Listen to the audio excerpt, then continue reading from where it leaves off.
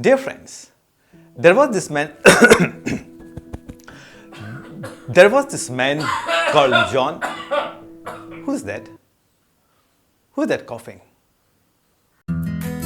For those who are troubled, for those for whom family is everything, for those who seek guidance on family matters, and for those for whom family matters.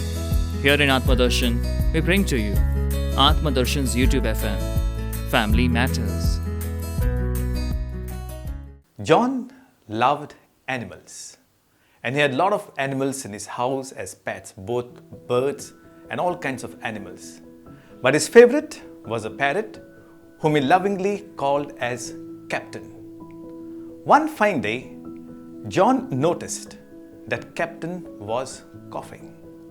The next day, the cough became worse.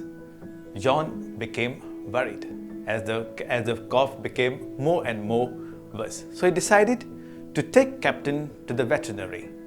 And when he took him to the vet conducted all kinds of tests, kept the parrot under observation, and after some time, when the results came, he called John and told him, "I have good news for you and I have bad news." The good news, the doctor said, is all the tests have become negative and your pet Captain is fine. Then what's the bad news? Asked John. And the vet replied, "Dear John, the cough of your parrot is just an imitation cough. It's a bogus cough. He's only imitating you. I noticed you have been coughing and your pet Captain has been imitating you." Friends, why is it so easy for us to point out mistakes in others but be blind to similar mistakes in us? We shall look at two main reasons. The first is, as living beings on this earth, all of us are caught in the struggle for survival and existence. And in this struggle, we often want to be better than others. So we work hard, we stretch ourselves, we turn night into day, we develop our talents and resources, etc. Basically, nothing wrong in this. But then, some people take the easier way out. In order to appear better than others or superior to others, all they do is find fault with others. In other words, I want to project myself as a better human being or a superior person simply by dwelling on the mistakes and shortcomings of others. Well, this may be easier, but it doesn't make us better people.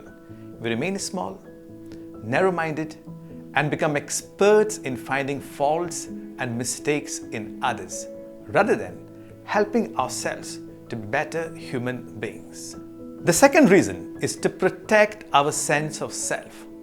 All of us have in our consciousness what we can call an image or an understanding of ourselves.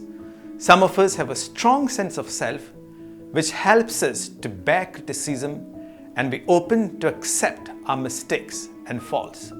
But sometimes our sense of self can be fragile. This leads us to become insecure in relation to other people. At this time, finding fault in others and being blind to our own faults becomes a very, very easy way of protecting our sense of self. When we overdo it, we develop an ego or a false sense of self that cuts off self-awareness and self-knowledge from us, and therefore reduces the possibility of growth in our lives. And so, dear friends, whichever way we look at it, whether it is in wanting to appear superior to others or wanting to protect our fragile sense of self, we end up losers as we miss out on knowledge about ourselves. Thus, we are not able to have a proper notion of our strengths and weaknesses, and therefore the possibility of correcting ourselves and moving towards change gets significantly diminished. The question of Jesus, "Why do you see the speck in your brother's eye, but do not notice the log that is in your own eye," is important for us to consider here.